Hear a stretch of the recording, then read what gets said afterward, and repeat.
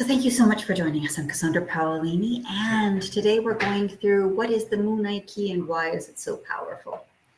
We'll start off with the very first part of why it's so powerful, and that has to do with our opening sacred space. This is used in most definitely North American cultures in different forms to create the energy and container to bring about spirit energy. Oh, okay. And how is everyone else for sound? Good. Okay, thank you.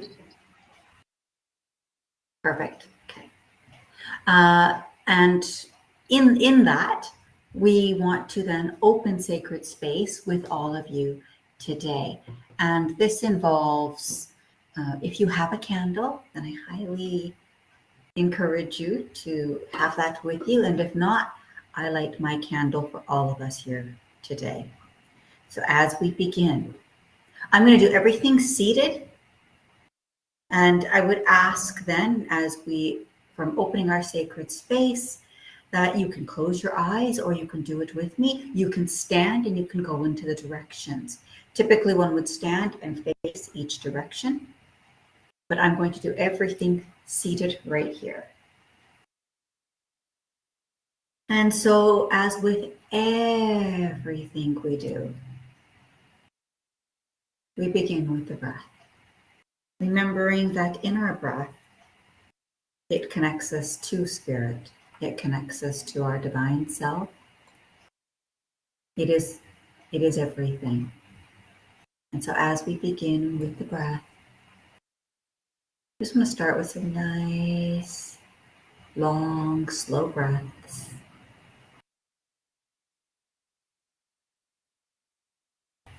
Just going to take these off to open sacred space.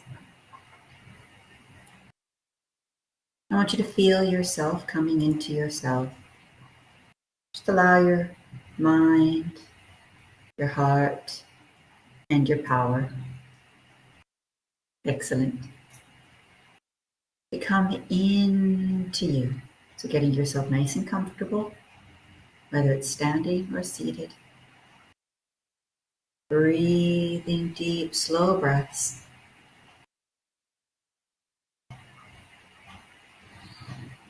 As we open sacred space.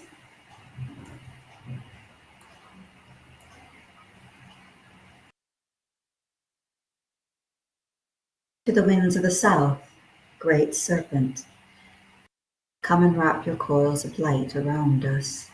Teach us to shed the past the way you shed your skin and to walk softly on the earth.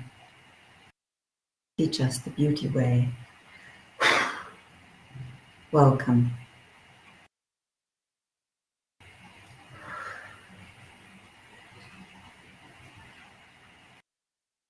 We open sacred space across time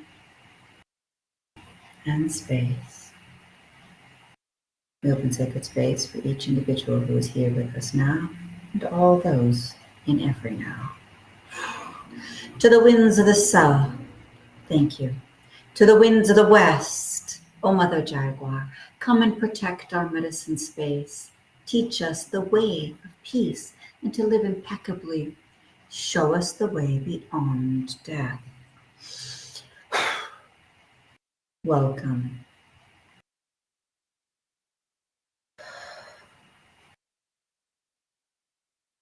To the winds of the north, hummingbird grandmothers, grandfathers, and ancient ones, come and warm your hands by our fires. We'll light them soon.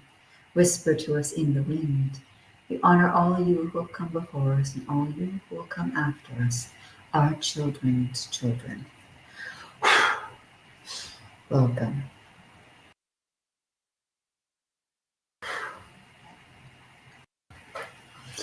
To the winds of the east, O great eagle, condor, come to us from the place of the rising sun. Keep us under your wing. Show us the mountains that we only dare to dream of, and teach us to fly wing to wing with the Great Spirit. Welcome. Mother Earth, we've gathered for the healing of all your children. The stone people, the plant people, the two-legged, the four-legged, the winged, the furred,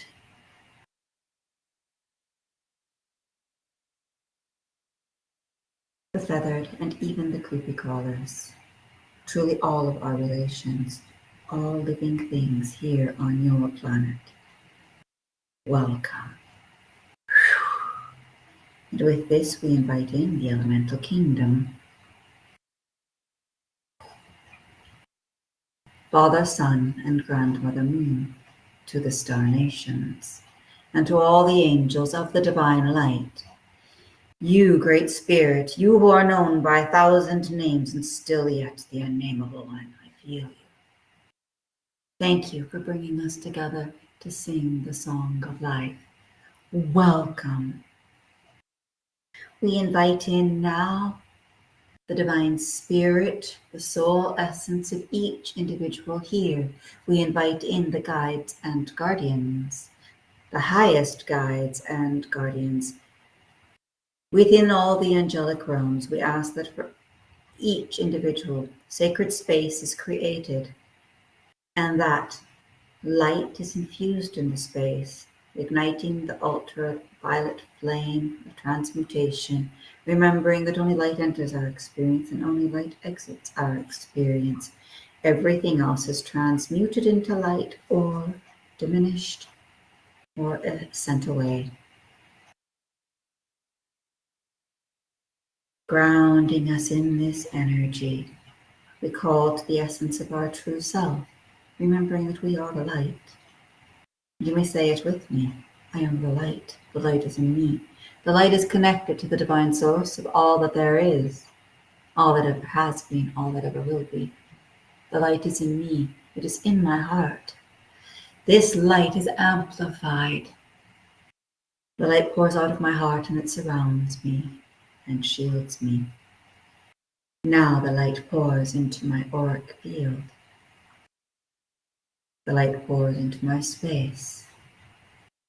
And the light now forms a beautiful, thick circumference of light, creating a beautiful, safe chamber for us to open ourselves to learning, loving, and to experiencing. Thank you. As we light our candle in our sacred space, we bring in the light of all that has ever been. We bring in the light from the central sun. We bring in the light from the 3 solar suns. We bring in the light from the 12 suns, from the stars across the entire universe, bringing in all the light and the warmth of our fire, and indeed come and warm your hands by our fire. As we cleanse our space, we make offerings. These are our burnt offerings of Palo Santos as sage. And we ask that the elements allow for great cleansing of the mind, cleansing of the body, cleansing of the spirit.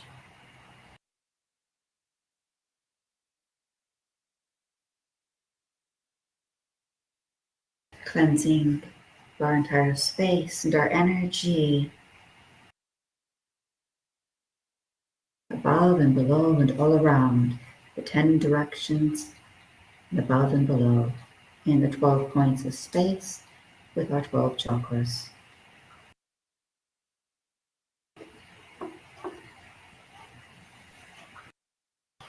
And we keep our candle lit, with it the infused light. We would invite you, if not, we will do it for you. I ask for you to imagine now that there is a candle in front of you, should you not have one. You may also choose to imagine that you are taking the fire from deep within the earth, that you're taking the fire from the sun, or visualize just simply your own candle in front of you. As we choose to bring ourselves, warm our hands by the fire, bringing our hands in and washing it over us. In, washing it over us. Now we're going to bring it in, we're going to bring it into our heart. Just breathe that in. You can do that again. Bring in the fire, bring it into your heart.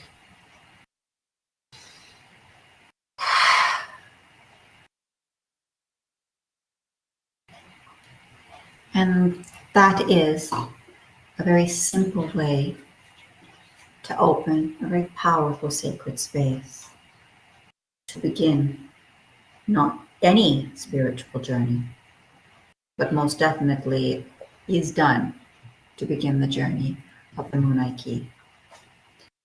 So let us begin, shall we? What is the Munay-Ki and why is it so powerful? Well, one of the things is that this happens to be the prophecies of the ancient Americas. They prophesied, meaning whether you go to things like the Mayan calendar in the Andes, they have their own prophecies. The Hopi Indians have theirs. So many cultures around the world talk about a period of great transformation. We're in it now. We've come to be here in these physical bodies in this particular time for the great transformation. So all of these foretold of a new human appearing on the planet. And for me, it's about a new consciousness, the rise in consciousness, the expansion of our energy field. We are persons of wisdom and power, and we live free and abide in our eternal nature. And some refer to this as homo luminous. So it is the light being, the light of man. And so we have to become the embodiment of this. We also have to believe it. So one of the things about the rites of the Munay-Ki is that it upgrades our luminous energy field. Everything is energy. Everything is made up of energy. And so when we think about our luminous energy field, the Munay-Ki are transmissions that are energetic. And they do everything from healing the wounds of the past, our karma, genetic programs, beliefs, anything that might have been indoctrinated into us and or inherited. They help to reinform our DNA. We have to realize how many scientists, and coming from a very science base, so everyone talked about 12 strands of, 2 strands of DNA, 12 strands there are, 2 strands of DNA, and all this junk DNA that we had. There's no junk in us. We are created by an ultimate power, if you will, and there is no junk or useless part of us.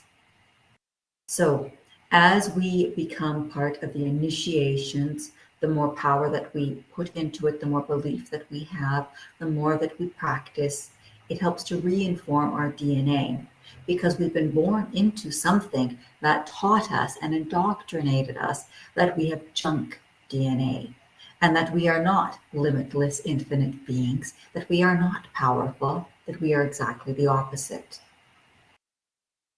Anyone who remembers their childhood remembers that there should have been so much more magic in this world. And where is it? It went the way of the indoctrination. We chose to believe something that was a falsehood. So this helps to bring us back to that. As we open up our consciousness, we now begin to realize there's so much more than just this linear world. Whether you want to go into quantum physics, whether you want to understand the actual ramification of this earth and what is energy. Things that weren't understood before. The vibration, for example, of the frequency, the vibration of every object, if you would, here on earth, especially natural objects, that they vibrate at such a high frequency that it seems dense to us. And a good example of this would be crystals, mountains. They're simply vibrating. Nothing is in actual fact solid, but we perceive it as solid because of 2 things. 1, the level in which we vibrate ourselves, and what we are indoctrinated in. What we choose to believe, or what we are programmed into believing, ultimately creates our reality. And this happens with mass consciousness. How has the earth changed so much in so many times with so many different belief systems? Well, once you get a whole lot of people on board with a particular belief system, that then creates the reality in which you are living. Think of it like a conscious program.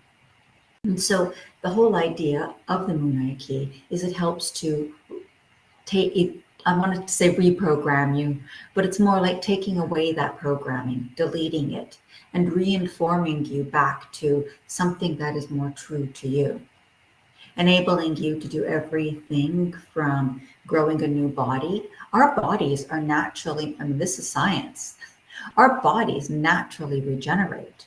Cellular tissue regenerates over and over and over and over.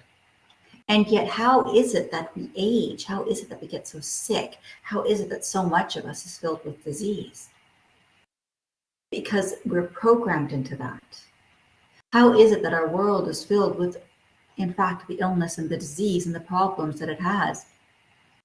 And this will also go into the mental and the emotional as well. The thinking mind, the feeling body.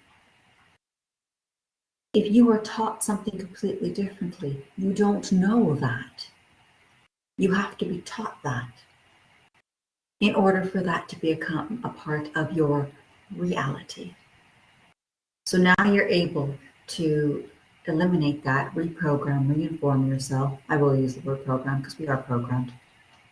So that you can change how your body ages, heals, and even dies. You become then your own master creator. So each of these initiations sows seeds, and some of them very powerful seeds with the potential of the right.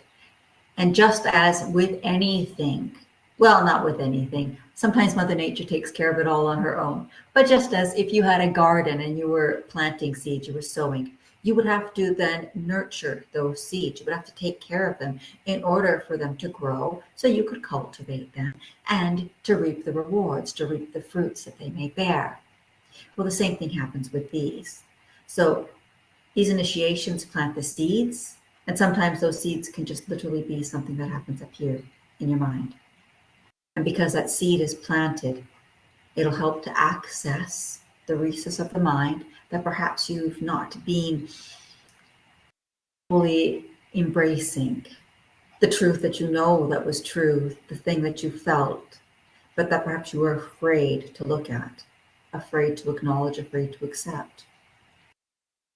And so a good example of this is when you look at a seed, technically that seed contains the whole of what it is that will grow. So for example, an oak tree happens to have the seed that contains the complete tree inside of it.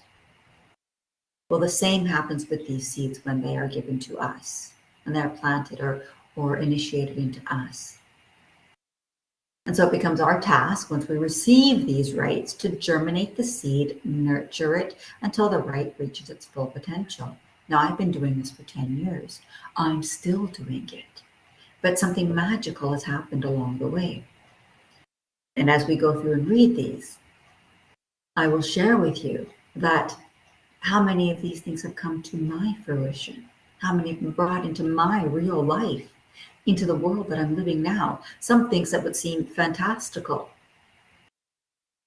So it helps to bring the power, not just your personal power, but the power of you and the creatress or creator that you are.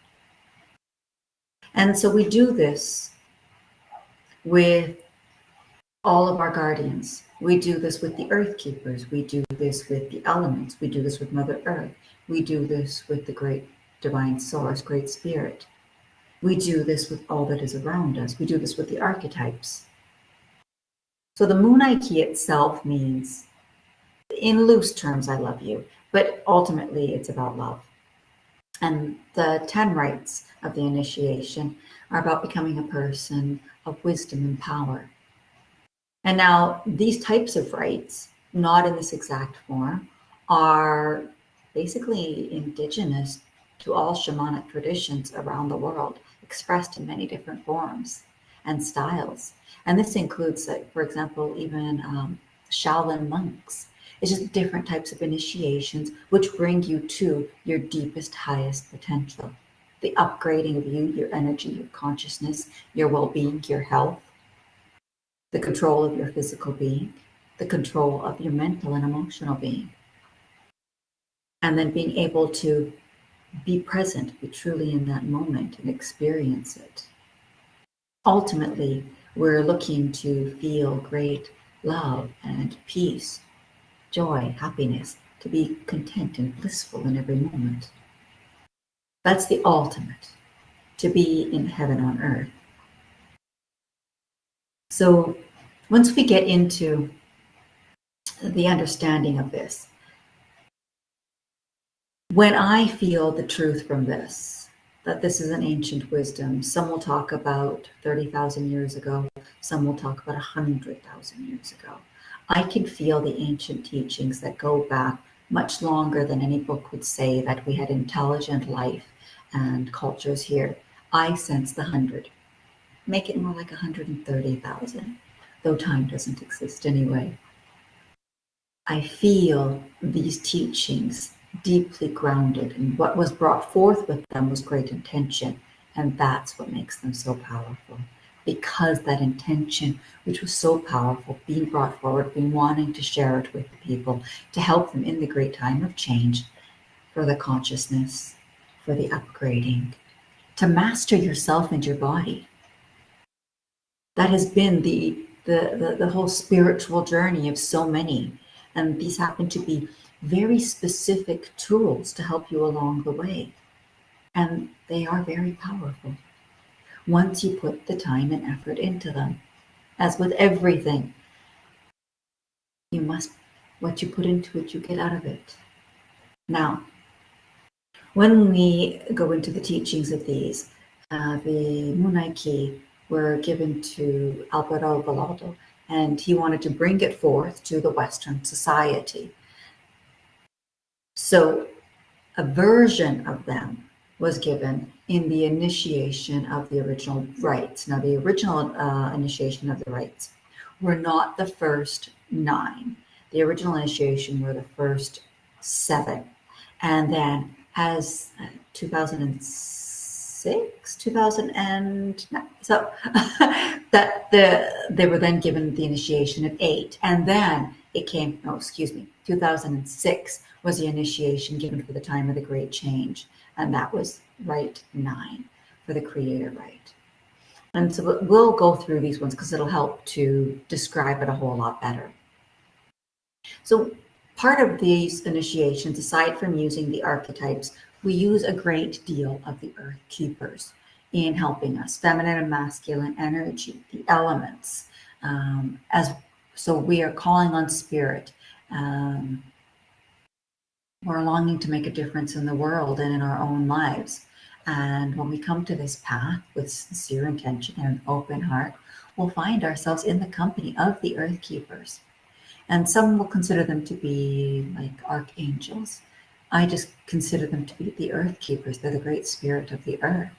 And they're those beings that, for as long as humanity has existed on this earth, have been a part of this great matrix of life. And these Earthkeepers will add their power to your vision. That's important. And so as you work with them and you experience the Munay-Ki, you feel the presence and the sense of that wisdom, those luminous ones. And the whole idea is they've broken out of linear time and they dwell in sacred time. They're part of infinity and they're free from any karma or rebirth. So the Munay-Ki, which helps to clear our luminous energy field, and it'll clear away also any of the psychic sludge and traumas. And I will say this, the Munay-Ki for me was magical in clearing away trauma. Never mind the karma from other lifetimes, but what one deals with in this lifetime for whatever one might have experienced. For example, if you had a traumatic childhood, if you had been abused, if you've been born in a wartime area, if you had whatever it was that you may have experienced, really helps you not just to get into your shadow work, but to have the courage to do it. More importantly, if you happen to have suppressed memories or blocked memories, you don't need to remember them all. It's just that it's going to bring that forward, that trauma forward, for you to be able to deal, clear, and release it. And that is exactly what it did for me. So for me, it was revolutionary. I needed to get rid of that. So that way I could increase my energy and finally find the peace within me. And most importantly, love, that true unconditional love for myself. That's a game changer, everyone. To truly fall deeply in love with yourself and to take care of you above all else, and to realize that you are a priority in your life. And then once you're in that energy, that frequency, you're going to find that the decisions that you make improve dramatically. You're going to find that life improves, your energy, because now your frequency ranges at a higher level, and thus with the law of attraction, the true law of attraction, and with physics, energies that are incompatible. So if you have something that's low vibrational, something that's high vibrational, neither the two could meet. And that means that now that you're up here, you're going to reach up with higher frequencies because you're no longer down here. So as you raise to the level of vibration, you're also raising to the level of these luminous beings. And as they come to you, they also will help guide you. You're going to find that you access memories. And you might even recall stories. Some stories that perhaps you've never experienced, some stories that you have experienced. This could get confusing for some. I know for myself personally, I access memories of stories. For example, the creation of Earth and the time of, we'll call them the creator gods at play in the fields of the gods. And that's how the story was told to me. But it was so incredibly real and seems like a memory. So it feels like I'm a part of it. Hard to say if I am or if I'm not.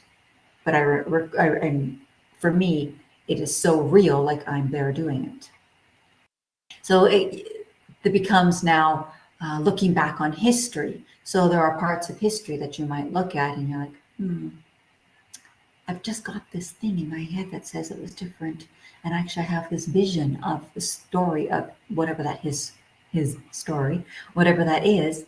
It's like, And so now you have to start to trust yourself more and more, because it's exactly what these rites are going to bring to you. Trusting you, trusting not just the light, but the knowledge within you. So as you connect to it, you'll remember. And whether it was you personally or you witnessing, and the stories become yours. Stories that you can share, truth that you can share. Now, the Earthkeepers expand all time and space, whether it's the past, present, future, and understanding the levels of the world, the lower world, the middle world, and the upper world. And it helps to bring everything together. This helps you to create, to literally dream your world into being, create the reality in which you wish to live. And it's how we truly create heaven on earth, how we start living heaven on earth, how people can be experiencing horrific things in the world, and yet you could be experiencing a beautiful life. How is that possible? And it could be those that are just right over there, and you're experiencing a different frequency, a different range. This is what this brings. It's how it becomes so powerful that all of a sudden now the life that you live is not just this upgraded version of a life, but you're finding that your vibration, your frequency is at a higher level. And so the closer you get into that love frequency, the higher frequency, the conscious frequency, the more fifth dimensional living that you're going to live. Now, many cultures talk about this. Many cultures also talk about the light beings. They talk about also the crystalline form of us, and understanding that we have things around our earth in ancient cultures that no one could possibly explain. It can't be explained. The architecture being one of them.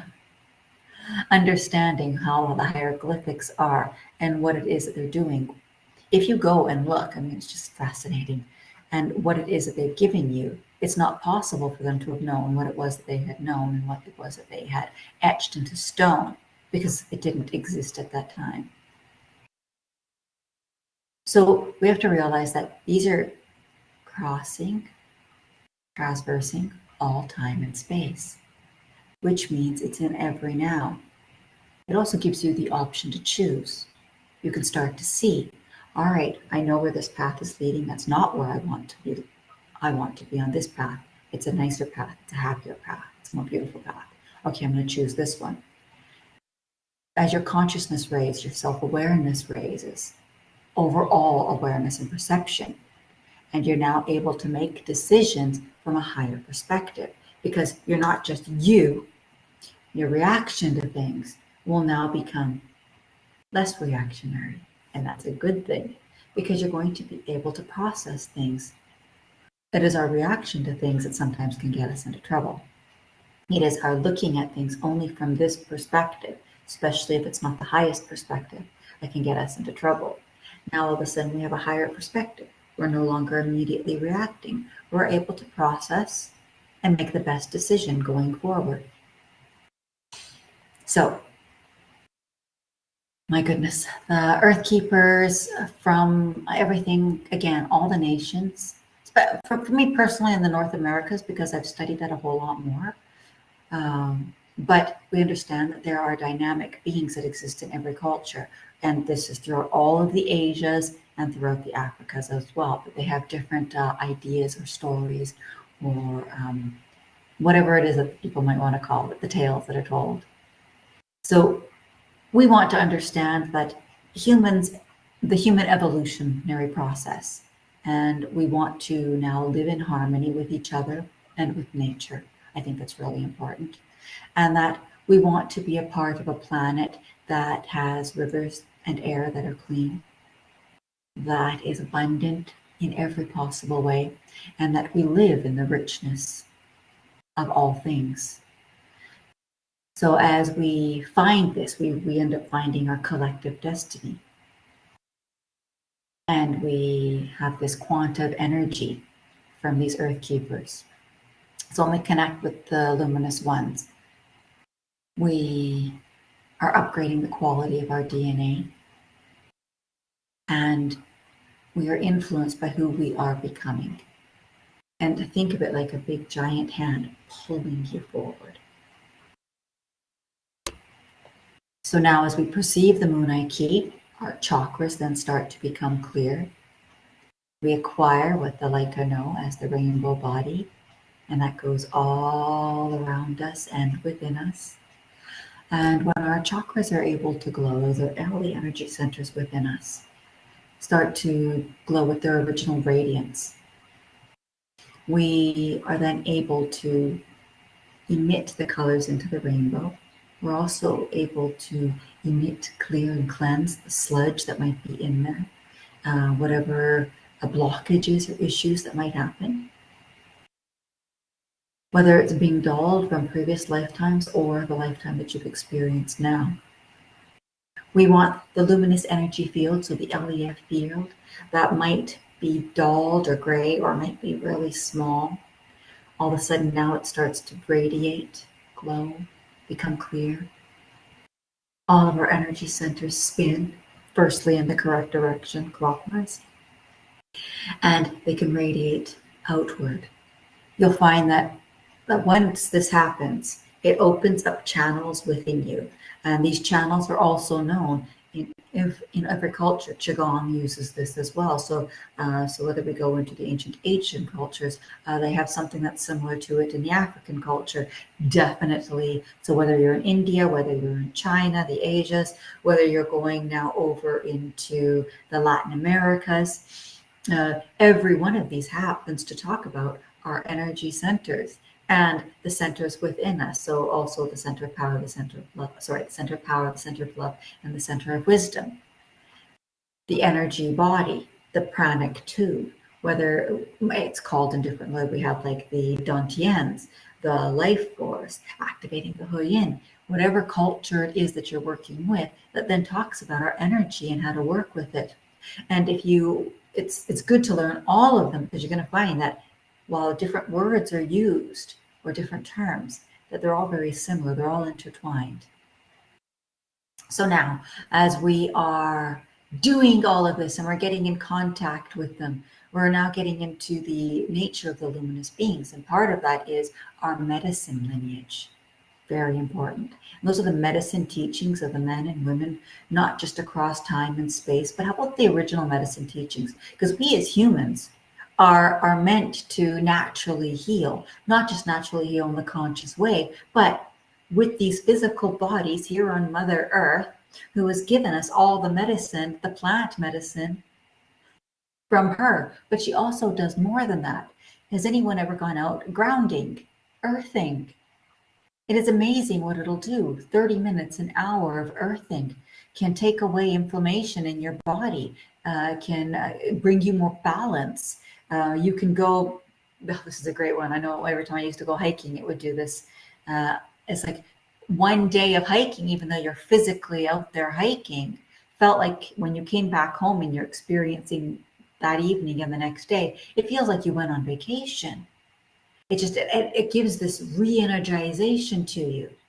And so Mother Earth herself has given us so much for us to work with.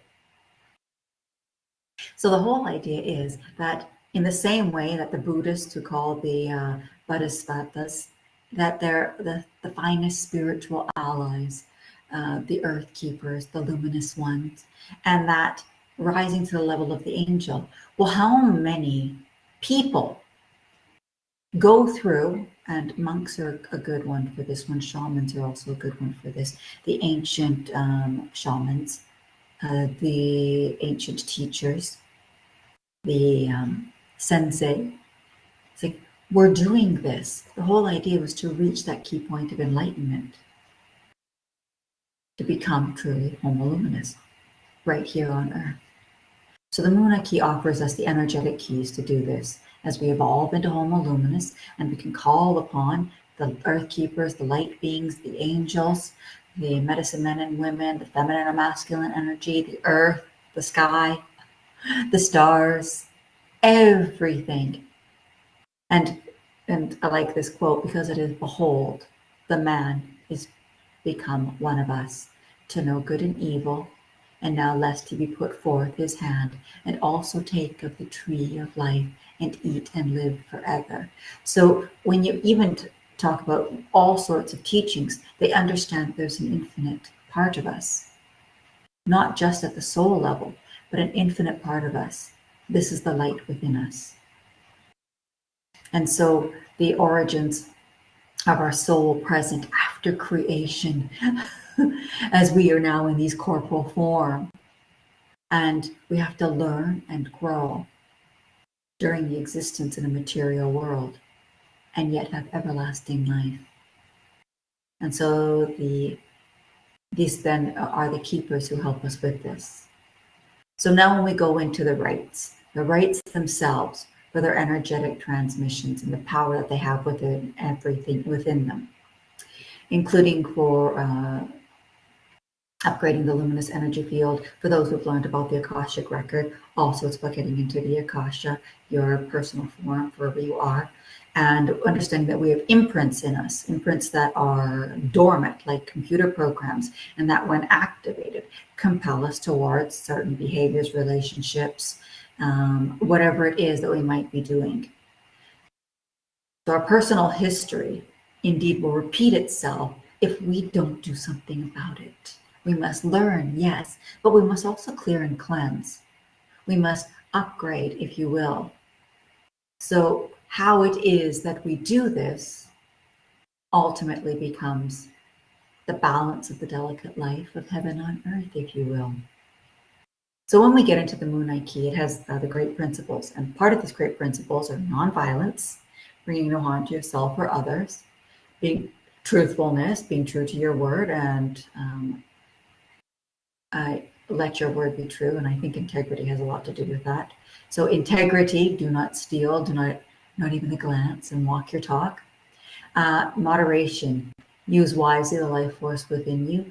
It doesn't matter how much you have. If you live with nothing, you have abundance, and if you live with abundance, you have simplicity. Be grateful for everything. And then generosity. Give more than you take, for nothing in the world really belongs to you. Those are about the great principles that become the foundational practice of the Earthkeepers, the basic fundamental code of behavior, and the most elevated and sublime form of their wisdom. So when you practice the non-violence, you create peace. When you speak truth, you say everything becomes so. When you practice integrity, you repair the world and it becomes whole. When you live in moderation, you preserve your life force and live a long, healthy life. And when you live in generosity, everything comes to you. So when we're talking about giving it in the practices, we want to practice non-judgment. And anyone who's studied Reiki understands these are also a lot of the principles in there. Practicing non-judgment gives you a clear mind. The practice of non-suffering equals joy. The practice of non-attachment is the opportunity to just be, being. The practice of beauty brings you beauty and beauty into your life. The practice of fearlessness will bring you peace ultimately. The practice of non-doing equals trust. So where some cases you have to have action in order to receive, sometimes non-doing and just trusting brings forward the change that you desire. The practice of certainty will equal confidence. The practice of non-engagement will be your unconditional love.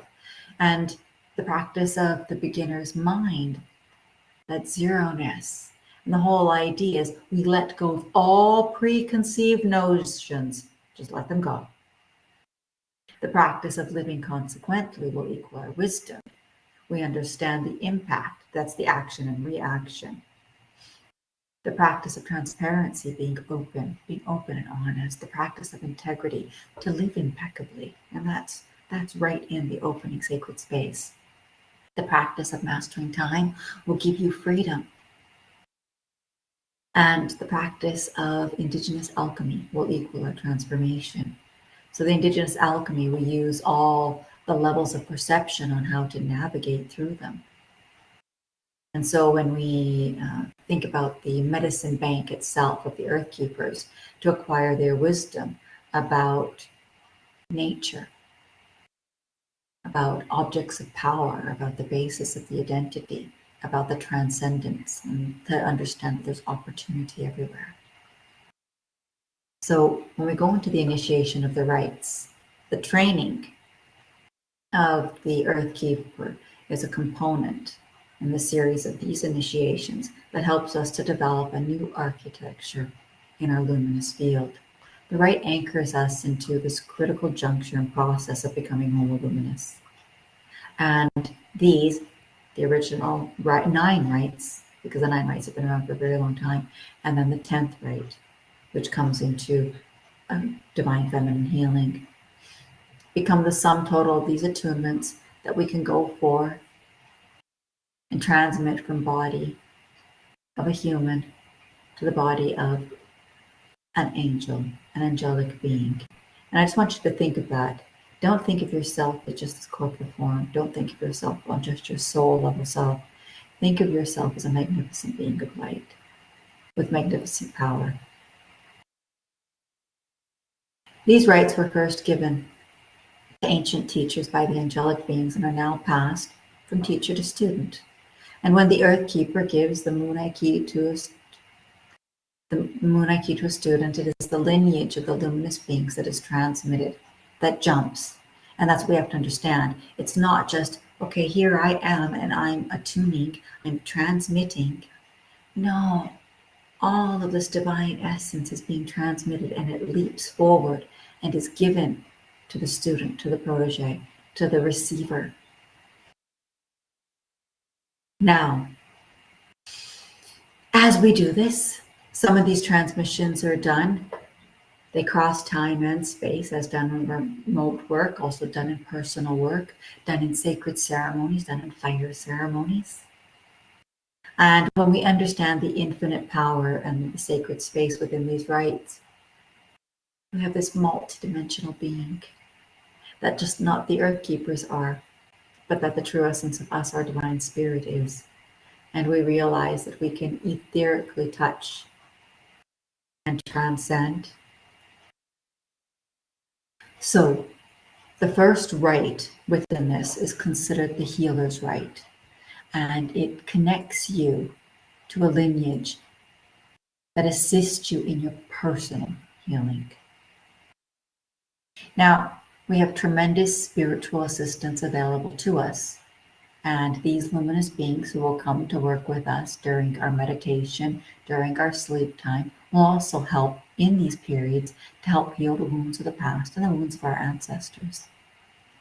But the fact that you're given the healer's rites means that you can personally, consciously practice them as well, bringing the healing power from your hands into your own body, into your mind, into your emotions, into all parts of you. The second rite are the bands of power. This consists of protections installed in your luminous energy field, and they're known as the bands of power and consist of 5 energetic bands representing earth, water, fire, air, the ether, which is also pure light, and the bands are installed into your luminous energy field, and they'll act as filters, breaking down into one of the 5 elements. Breaking it down, any negative energies that come your way. And so instead of making you toxic or ill, it breaks it down. The bands are always on once you've received them, and that's why it's important for you to strengthen them, because negative energy can bounce right off of them. And in a world filled with fear, the bands then become an essential protection. The third rite are the rites of harmony, in which you receive the 7 archetypes into your chakras. So in the first chakra, you receive the archetype of the serpent. Jaguar goes into the second, hummingbird into the third, eagle into the fourth, and then the 3 archangels go into the upper chakras, where we have Huskar, Quetzalcoatl, and Inka. And we'll go a little bit into the archetypes. So the whole idea of these are archangels, but we're using them in the ancient Andean culture for their names. And they're the protector of the upper world, the middle world, and the lower world. That's what these ones are about. And so once these archetypes are transmitted into your chakras as seeds, these seeds then germinate with fire, hence you have to perform your fire ceremonies. And remember how I said you could use other fires, like, for example, the sun. You could use the fire of the earth, or you could actually have a fire with you. And so work yourself with the fire ceremonies, fire meditations, and really awaken those seeds and help them to grow. They'll help to combust any of the psychic sludge that built up in your chakras, so that your chakras can really shine with their original rainbow body, with their original glow. And the rite will help you to shed the past the way that a serpent sheds her skin. Now, in the fourth rite, the seer's rite, this one, I understand if it's not for everyone, but this rite installs filaments of light extending from your visual cortex to the back of your head, right on the occipital point, and to your third eye, as well as from your heart chakra. This practice awakens your ability to perceive the invisible world. It will also help to awaken the inner seer in you, vision, and some psychic abilities, especially when we're talking about the clairvoyance. The fifth then becomes the Daykeepers rite. The Daykeepers were the masters of the ancient stone altars found in sacred places throughout the world, Stonehenge, Machu Picchu. The Daykeepers are able to call upon the power of these ancient stone altars and bring healing and balance to the world. This is feminine energy. This rite is an energetic transmission that connects you to the lineage of the Leica from the past, and according to the lore of the Daykeepers, that call upon the sun to rise each morning and set each evening, making sure that the humans are in harmony with Mother Nature. And that if we think about this, to honor the ways of the feminine, the Daykeepers were the midwives who attended the births and deaths, as well as being the herbalist and the curanderas. They were generally women and were knowledgeable about the ways of the feminine earth. This initiation begins the process of healing your inner feminine and helps you to step beyond fear and practice peace. This is step 1 for that. Now, the sixth rite is the Wisdom Keeper's rite. This one resides in all of the high mountains and ice-covered peaks throughout the world. These are revered as places of power, and you will know because in every biblical book and every religious sect. Where do all of these go? To the peaks of the mountains to talk to God. And so just as places of power, just as mountains around the world, from Mount Sinai, Mount Fuji to Mount Olympus, have been honored as places where humans meet the divine, the lineage of the wisdom keepers are the medicine men and women from the past who defeated death and stepped outside of time. The job of the wisdom keeper is to protect the medicine teachings and share them with others when appropriate. And this rite will help you to step outside of time and taste infinity. The seventh rite, the Earthkeepers rite. This one connects you to a lineage of archangels that are the guardians of the galaxy. And they are reputed to have human form and be as tall as trees. They'll also be whatever it is you see. The Earthkeepers, who are stewards for all life on Earth, come under the direct protection of these archangels, and they can summon, and you can summon the power when needed in order to bring healing and balance to any situation, also to empower the situation. The rite of the Earthkeeper helps you to learn the ways of the seer and to dream the world into being, because now you're finally stepping into your power, true power. Now this is the one. So the eighth, the Star Keeper's rite. This anchors you safely into the time after the great change occurred around the year 2012. So according to lore, you receive this rite to your physical being to evolve into that of Homo Luminous. The aging process is slowed down and you become more resistant to disease you were once vulnerable to. Illnesses will be able to pass through you quicker and or maybe process without any events happening in your life at the level of spirit. And when you receive these rites, you will also acquire stewardship for all time to come and future generations. You'll start to feel responsibility, but responsibility in a good way. You're not going to feel heavy by it. The ninth is the Creator's rite. And when you receive this initiation, you awaken to the God light within you. And I'd like to just say this one, think Christ consciousness. You acquire stewardship for all. That's everything from the smallest grain of sand to the largest cluster of universe. It's not just for all living things here on Earth. You now feel the entirety of all time and space and all that we are, all that ever has been. And this rite was the one that had never been available before and was then given in the summer of 2006. And so although there were individuals who definitely attained this level, the awakened to the Christ or Buddha consciousness, it wasn't something that one would have said, well, I'm going to transmit from you to you. Great teachers obviously have done this in the past, great teachers and students, but it wasn't something that was common or given tools where others could use it. Now it is here for us. It's been gifted to us for us to be able to do spirit to human, human to human transmissions. Because remember, spirit will always work through us. So the whole idea is this initiation stimulates us to discover the infinite nature integrated in the creative source to all creation. It's what makes us aware of the power we have to manifest and dream the world into being a true reality here and now. It makes us realizing that creating is not only a privilege, but a responsibility, but it is also our God-given right. And we are invited to do this with great love and courage.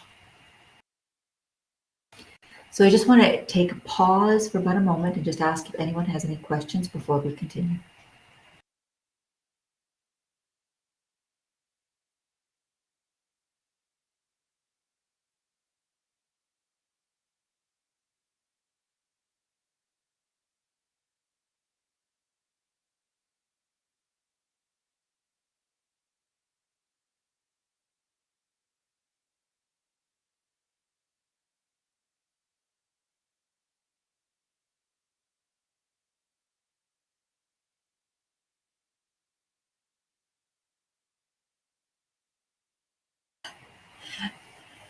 Definitely different. This one goes through everything from shamanic teachings, original teachings of the Peruvian Andean cultures, and a little esoteric.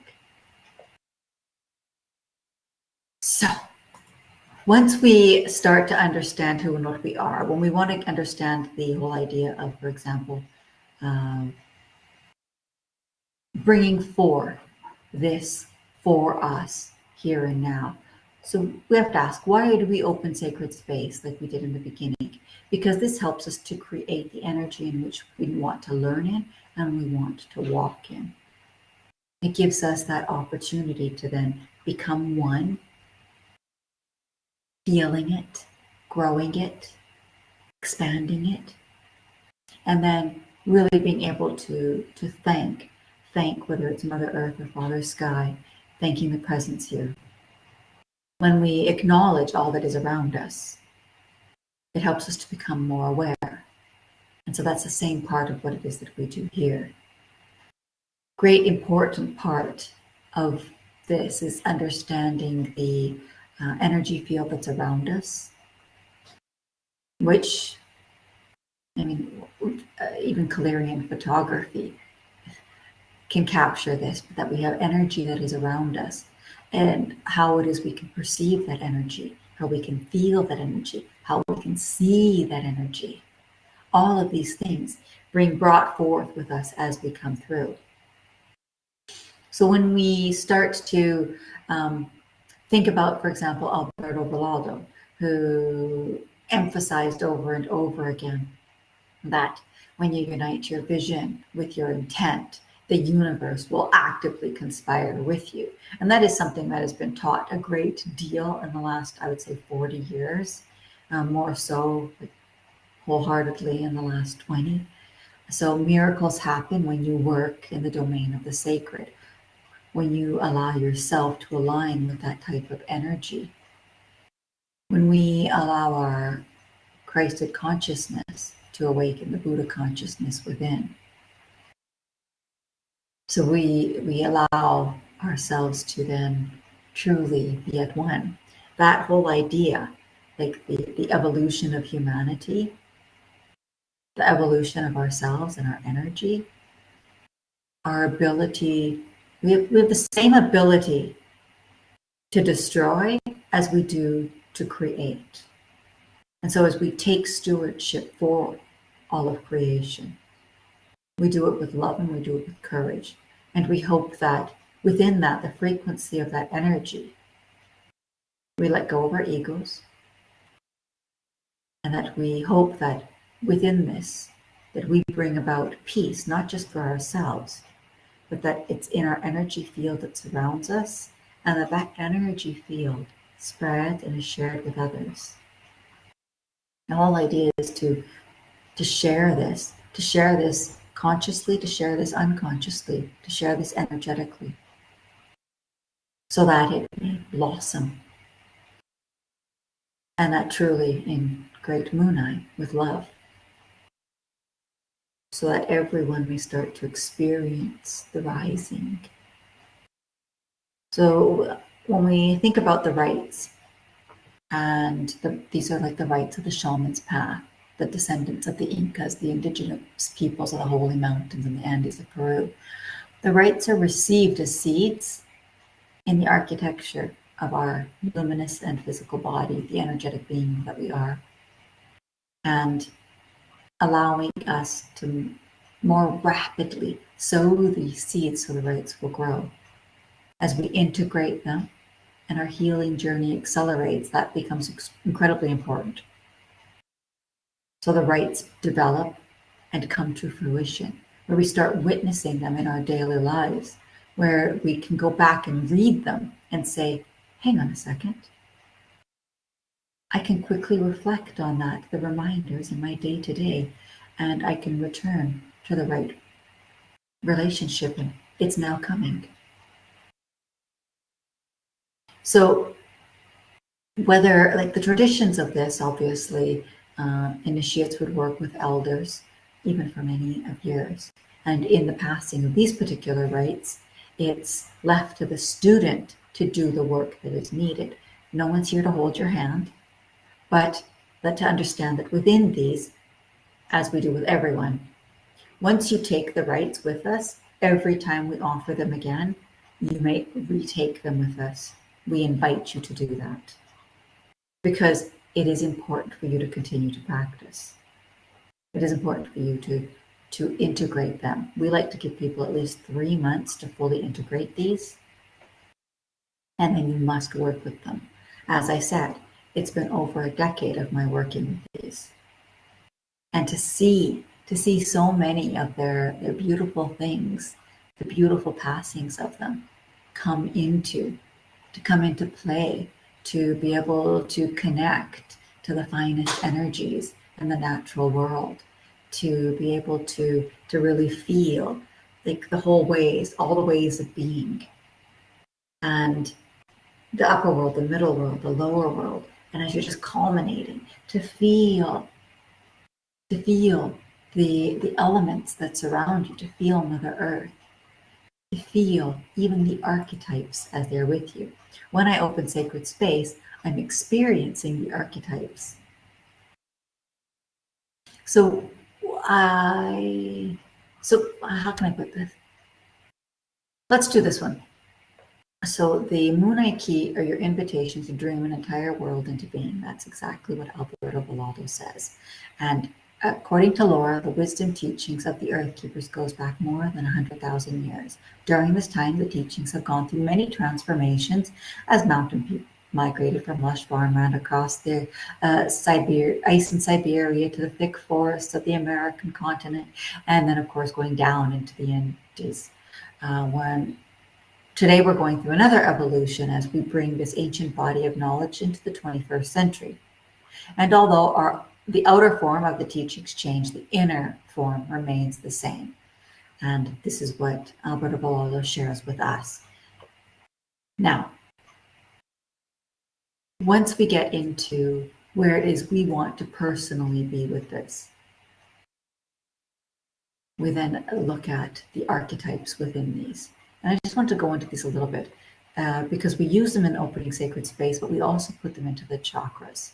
And so the archetypes are the originating principles of the universe. They have been planted as seeds in each of your chakras. And it's important to remember that you have received them as seeds and they are pure potential, and that it is your relationship with them that will help to grow them into the power that forces and informs that chakra in new ways.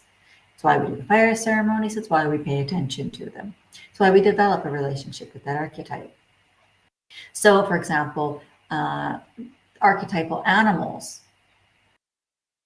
like, for example, the serpent symbolizes knowledge, sexuality, healing, and perhaps the most universal archetype, as the serpent is always represented on the healing power of nature, the staff of medicine, like Kundalini rising. So when we think about this one, I'll call upon serpent to shed heavy energies, wounds, and emotions from others, having over empathy to fully engage with our core relationship to the earth. That just gives you an example. The one who walks with beauty on the belly of the mother and who knows the way back to the garden, the place of innocence. The serpent teaches us to shed our past the way she sheds her skin. So may we walk with beauty on the belly of the earth.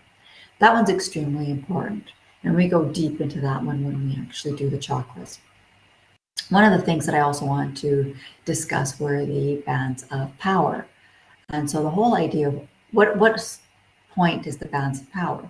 Well, they're about having installed basically fields of light that come around particular areas in your body. And you work with these bands of power. So the bands of power consist of 5 energetic bands representing earth, fire, air, water, pure light, and of course, then the rainbow. And these bands are installed into the luminous energy field and act as filters, breaking down the elements and, of course, clearing you. They're always on. And each band has threads that also go around.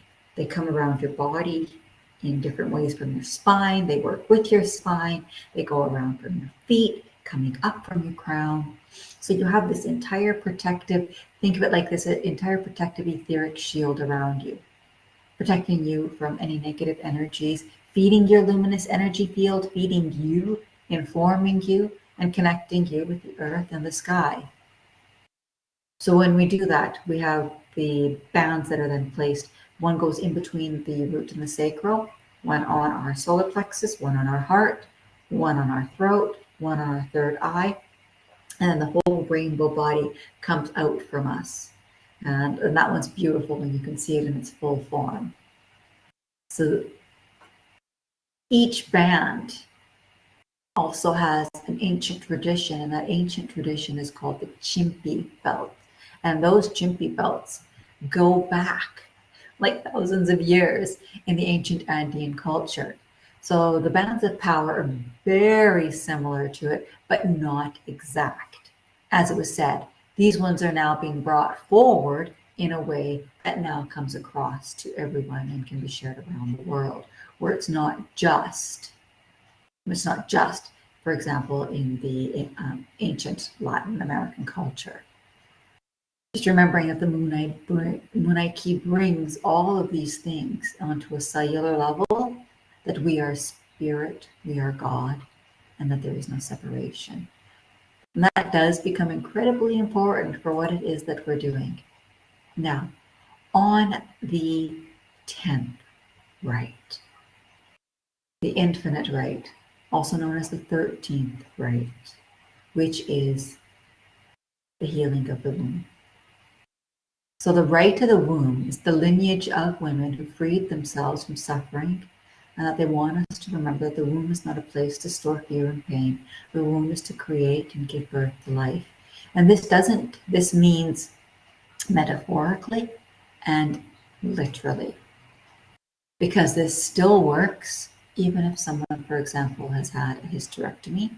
This also works on men for healing their feminine energy. And yes, men have feminine energy as well. We all have feminine and masculine energy. So it helps in healing the feminine of the men.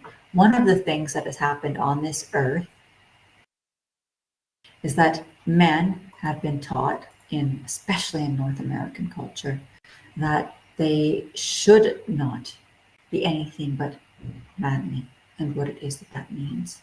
That men should not cry, men should not show their emotions, that you're not a man, you're whatever form it is. And that this has gone on for a few hundred years. It's not correct. If you come to some place, and it's not all European cultures, but if you come to some place like Italy, would be a great example, men are taught to be very in touch and in tune with their emotions. It's perfectly okay for a man to cry. As a matter of fact, a man can cry at a commercial. A man can cry at a movie. A man can cry with his woman. A man can cry with his children. And there's nothing less. And it could be for simple things, or it could be for major things. And nothing is thought of as wrong with it. They're taught to embrace their emotions. And as one would say, it's what helped, like why so many women are then like, oh, they're so passionate. Well, one of the things that happens when you embrace your emotions is that you then also have the ability to be a lot more passionate. A lot more fire can burn inside of you as well. And so the whole idea of healing is not healing the masculine energy and healing the feminine energy. Healing the masculine energy, which says you can't do that, linear structure, power, control. Then healing the masculine, which now brings you back into balance to how it is you're naturally to be. Come over here to the feminine, which has been denied your entire life. Well, now you're healing the feminine. And now the feminine starts to say, okay, this feels good. I can embrace myself again. I can be honest to myself, true to myself. That is one way of healing men. With respect to women, healing the feminine energy. Healing the feminine energy in women goes back thousands of years, unfortunately. There was a time when women were considered equal.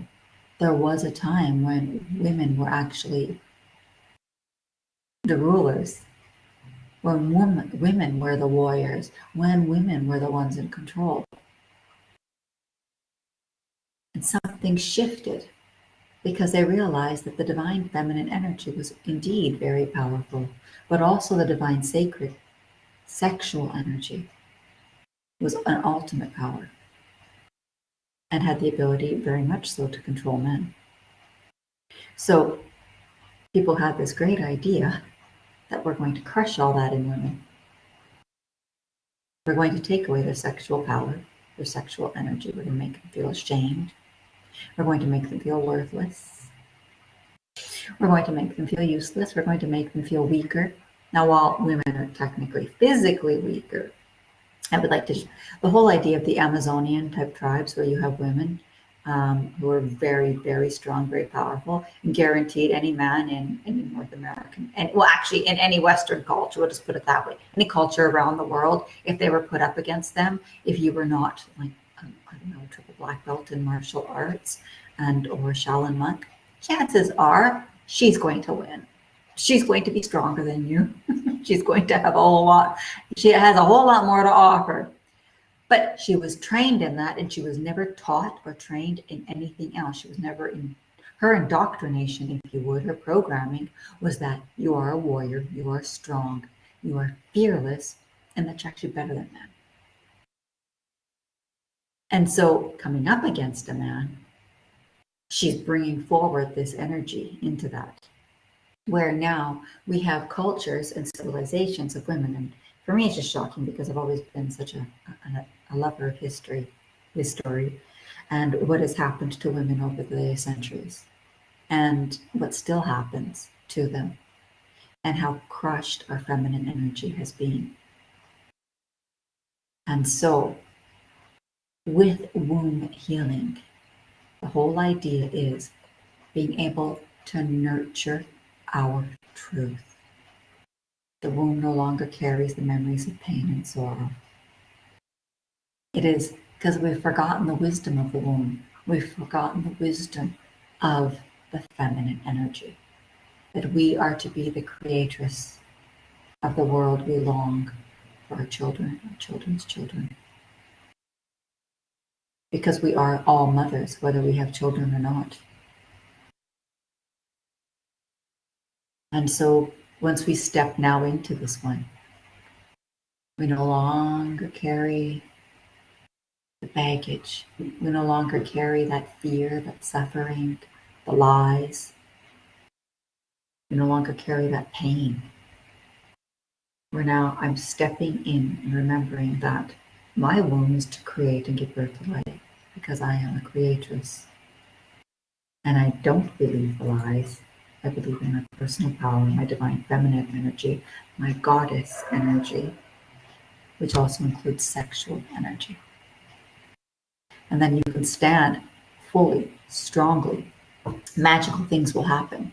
Firstly, you will have control over your own body. You will have control over your own life again, your emotions.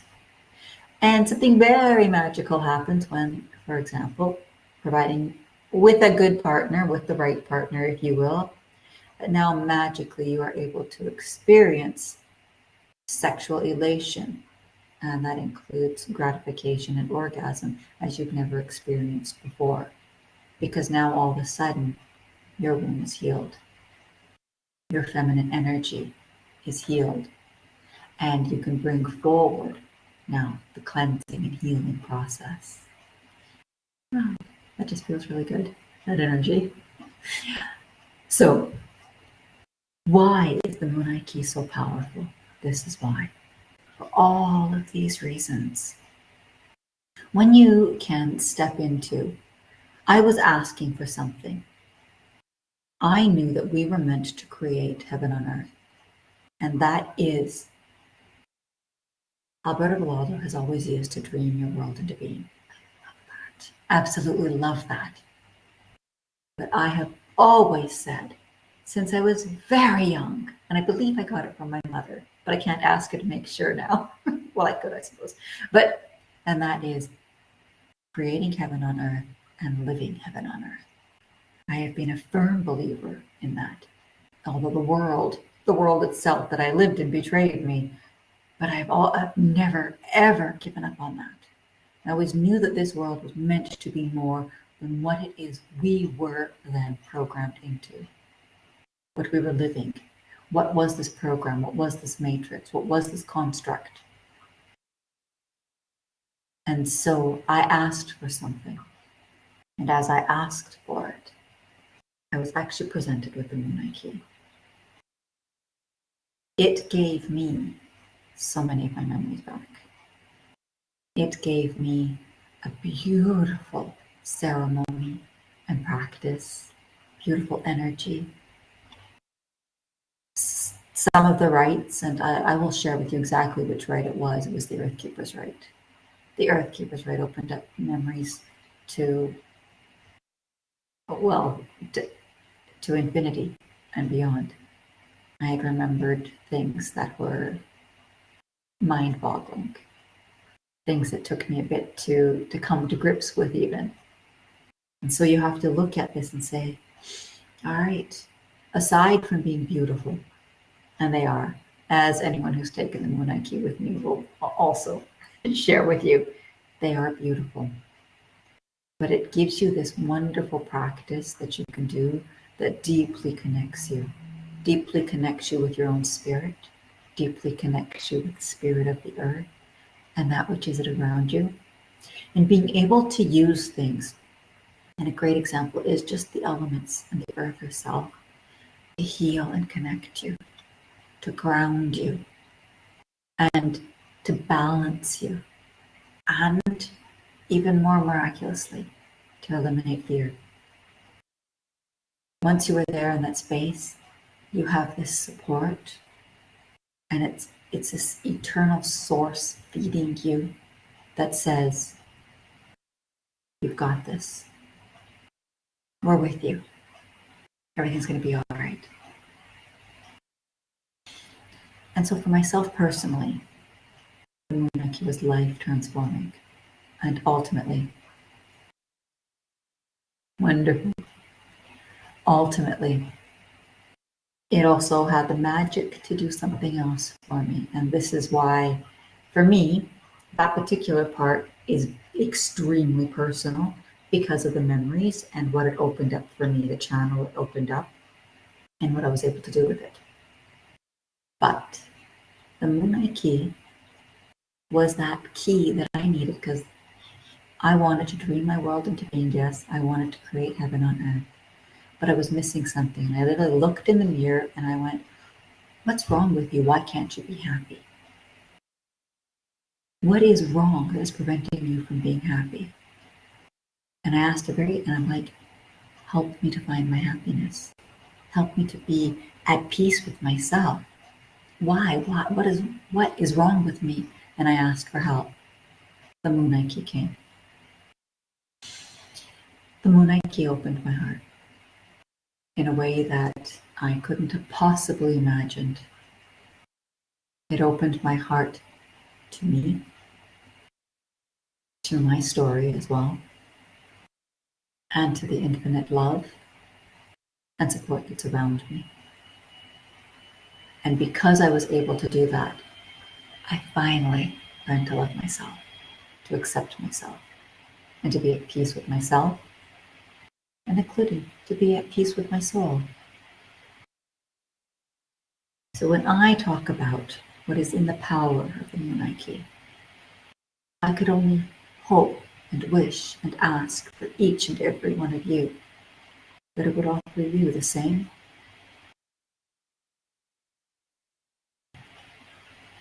So, any questions?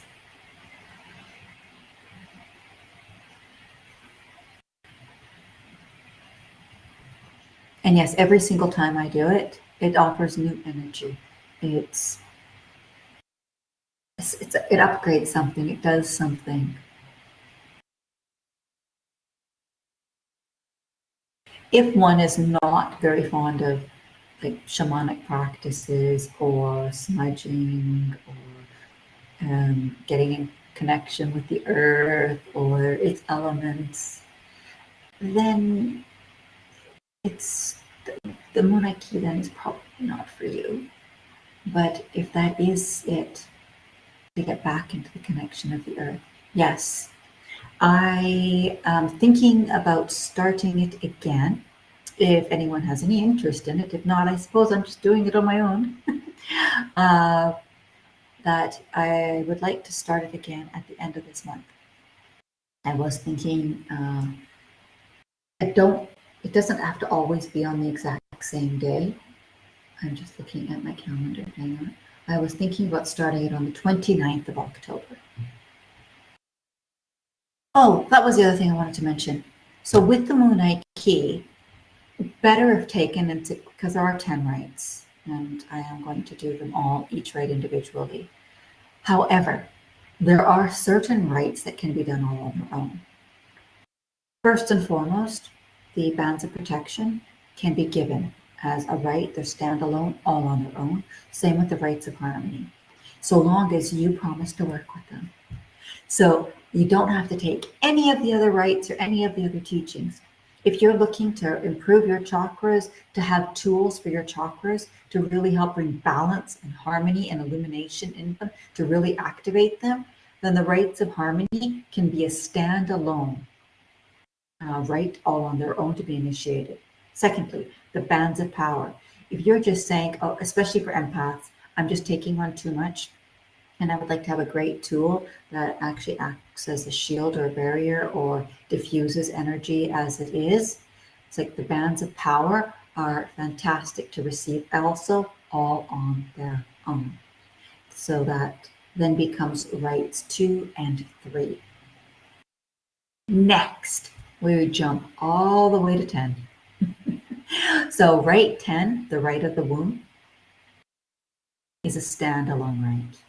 It can be done and given all on its own. So if someone's like, well, I don't really want to commit to the whole thing, but I'd like to receive some of these benefits, especially the healing of the feminine energy, we understood that that has more, fantastic for women, great also for men.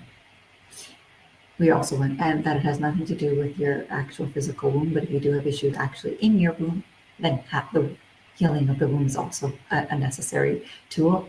But now as we take ourselves into the harmony rites and the bands of power, so rites 2, rites 3, and rites 10 are all standalone. They could be done just those, any one of those or all 3 of those without having to do with the whole series of rites.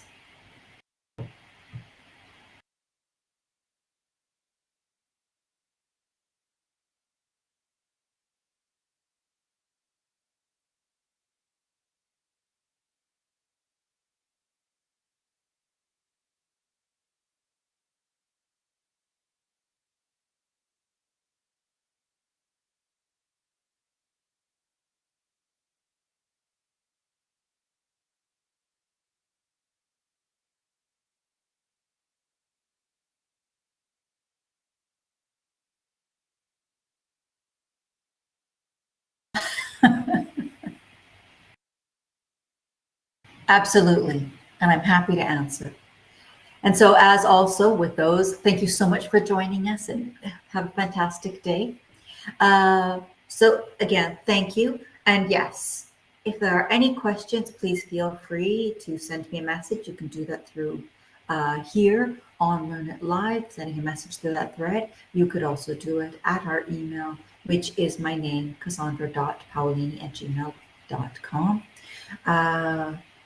We definitely like any feedback or input from those, especially if you are interested in this in some way, shape, or form. There's so much more to discuss in this, but we'll call that a day now. So, as always, we're honored and so grateful that each of you have been here with us today, and we will close our sacred space. And there is a nice, easy way to close sacred space.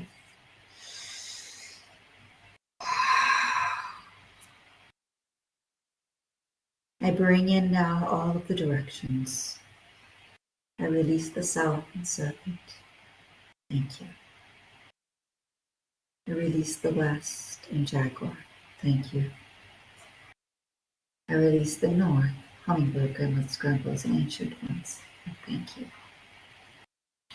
I release the East, and Eagle Condor. Thank you. Thank you, Mother Earth. And thank you, all that is, sun, the moon, and the stars.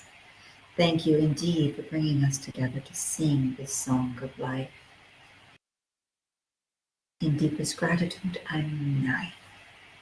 So many blessings to each of you. As we close our sacred space, and we close each of yours, may the blessings of the light always be yours.